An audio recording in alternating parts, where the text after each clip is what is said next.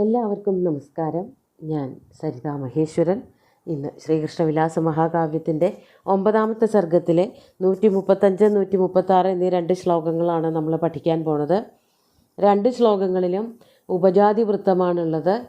ഇവിടെ ബ്രഹ്മാവ് ദേവേന്ദ്രൻ മുതലായിട്ടുള്ള ദേവന്മാരോട് ചേർന്ന് വന്നു, ഭൂമിയിലേക്ക് വന്ന് ബാലകന്മാരായിട്ടുള്ള ബലരാമനെയും ശ്രീകൃഷ്ണനെയും അനുഗ്രഹിച്ചു എന്നും അവർ രണ്ടുപേരും ബ്രഹ്മാദികളെ നമസ്കരിച്ചു എന്നൊക്കെയുള്ള കാര്യങ്ങളാണ് പറഞ്ഞത്.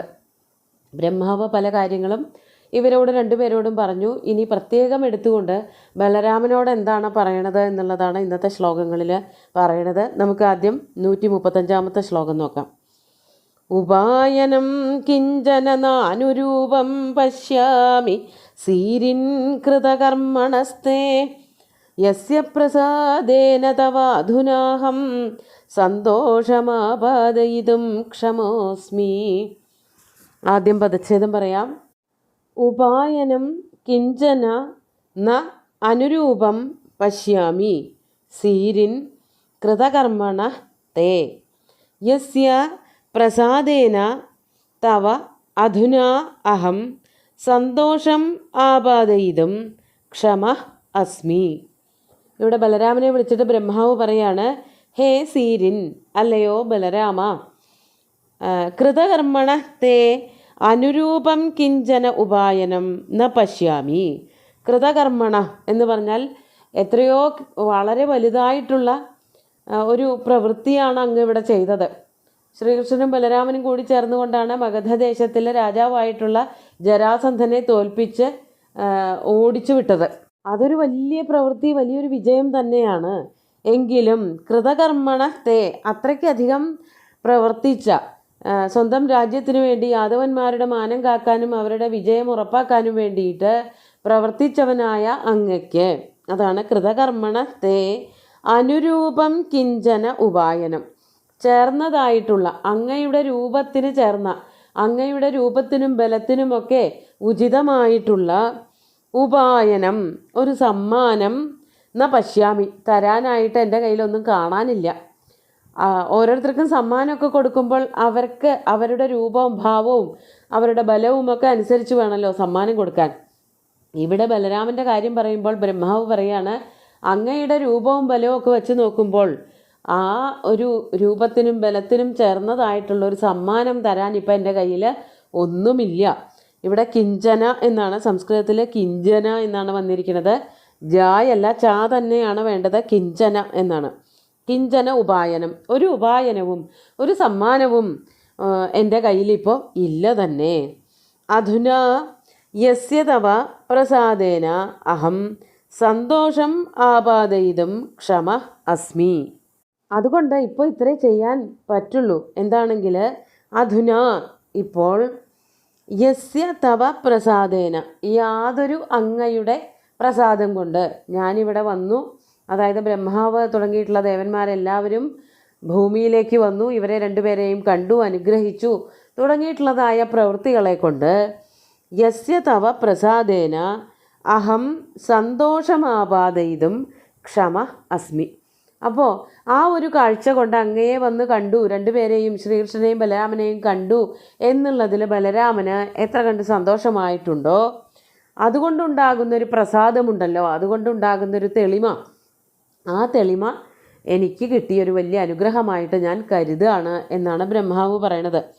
യസ്യ തവ പ്രസാദേന, അങ്ങക്ക് ഞങ്ങളോടുള്ള കരുതൽ അല്ലെങ്കിൽ പ്രസാദം, അതുകൊണ്ട്, അത് കാണുന്നത് കൊണ്ട് തന്നെ അഹം സന്തോഷം ആപാദയിതും ക്ഷമഃ അസ്മി, ഞാൻ സന്തോഷത്തെ പ്രാപിക്കാൻ തയ്യാറാണ്. അതായത് അങ്ങ് ചെയ്ത പ്രവൃത്തിയോളം വരില്ല ഞാനിനി എന്ത് തന്നാലും, അത്രയ്ക്ക് വലിയൊരു വീരോചിതമായിട്ടുള്ള പ്രവൃത്തിയാണ് അങ്ങ് ചെയ്തത്. അപ്പോൾ തരാനായിട്ടൊന്നും ഇല്ലാത്തൊരു സാഹചര്യത്തിൽ അങ്ങ് ഞങ്ങളോട് കാണിക്കുന്ന ആ ഒരു ദയവുണ്ടല്ലോ, സ്നേഹം, അതുപോലെ അനുഗ്രഹബുദ്ധിയ ഉള്ള കടാക്ഷം, വർത്തമാനം, അതൊക്കെ തന്നെ ഞങ്ങളോടുള്ള ഒരു അനുഗ്രഹമായിട്ട് കണക്കാക്കാനും അതോടൊപ്പം അത് ലഭിച്ചത് കൊണ്ടുണ്ടായ സന്തോഷം അതും പ്രകടിപ്പിക്കാൻ ഞാൻ സന്നദ്ധനായിട്ട് ഇവിടെ നിൽക്കുകയാണ്. അല്ലാതെ ഇപ്പം എൻ്റെ കയ്യിലൊന്നും തരാനില്ല, ഇപ്പോൾ എന്നല്ല, അങ്ങ് ചെയ്തതായ പ്രവൃത്തിക്ക് മതിയാകും വിധത്തിലൊരു ഉപായനം അഥവാ സമ്മാനം തിരിച്ചു തരാനായിട്ടൊന്നും എൻ്റെ കയ്യിലില്ല എന്ന് ബ്രഹ്മാവ് ബലരാമനെ ആശ്വസിപ്പിച്ചുകൊണ്ട് ബ്രഹ്മാവിൻ്റെ ആ ഒരു സന്തോഷത്തിനായിക്കൊണ്ട് ബലരാമൻ്റെ അനുഗ്രഹത്തിനായിക്കൊണ്ടും പറയണ വാക്കുകളാണ് ഇതൊക്കെ. എന്നിട്ട് അതോടൊപ്പം തന്നെ പറയാണ്, ഒരു കാര്യം വേണമെങ്കിൽ ആലോചിക്കാവുന്നതാണ്. എന്താണത്? 136 ശ്ലോകം നോക്കൂ.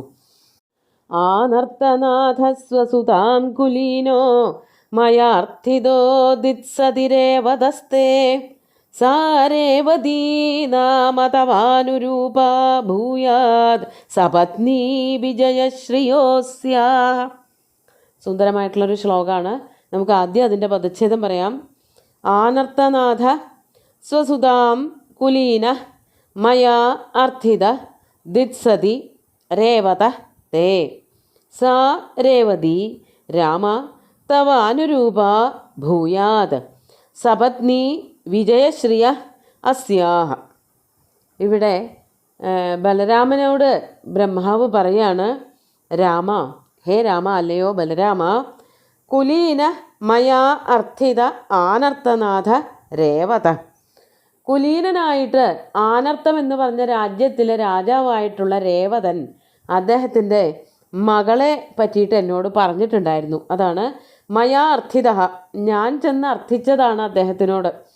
ആനർത്ത രാജ്യത്തിൻ്റെ അധിപനായിട്ടുള്ള രേവതനോട് ഞാൻ പോയി അഭ്യർത്ഥിച്ചിരുന്നു. മയാ അർത്ഥിത ആനർത്തനാഥ രേവത സ്വസുതാം തേ ദിത്സ്യതി.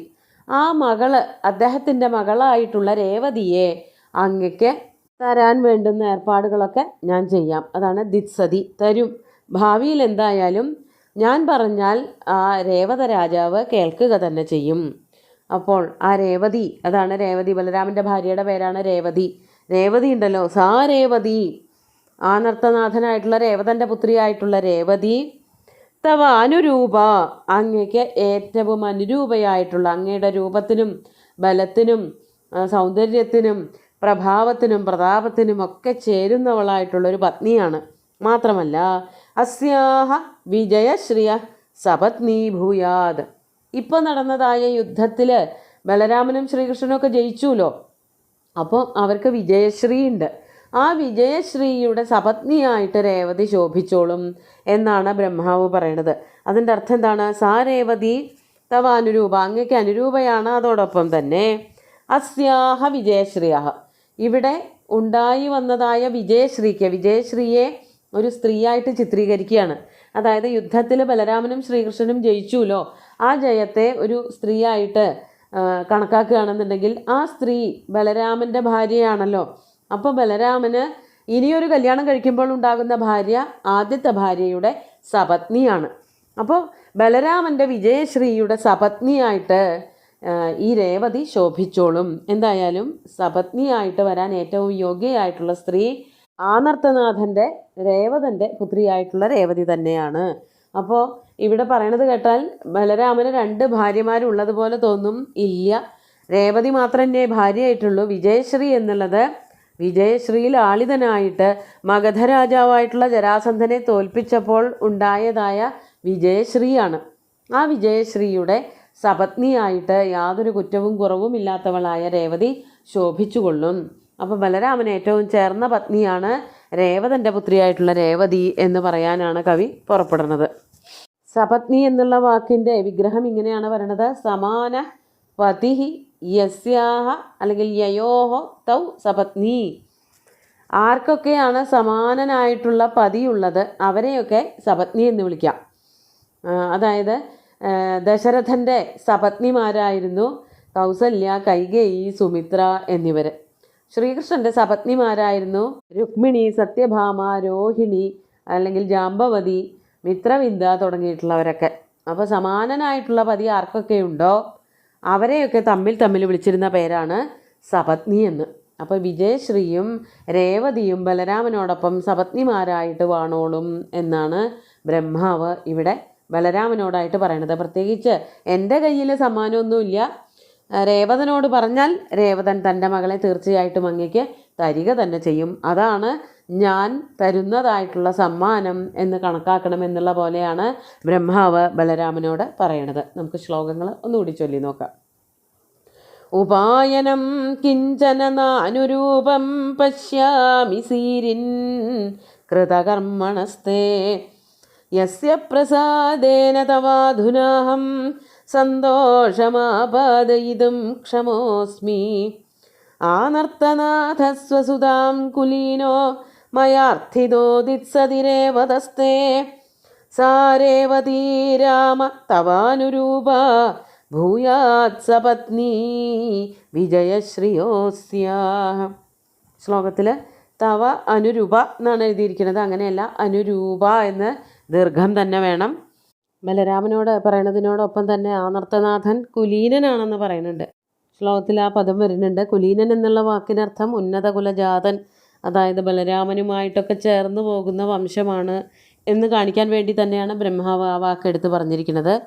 കുലീനനായിട്ടുള്ള ആനർത്തനാഥനായിട്ടുള്ള രേവത രാജാവ്, അദ്ദേഹം തൻ്റെ മകളെ തീർച്ചയായിട്ടും അങ്ങേക്ക് ഞാൻ പറഞ്ഞാൽ തരും. അതാണ് അങ്ങേക്ക് ഞാൻ തരാൻ ഉദ്ദേശിക്കുന്ന ഏറ്റവും എളിയ രീതിയിലുള്ളതായ ഒരു സമ്മാനം എന്നർത്ഥം.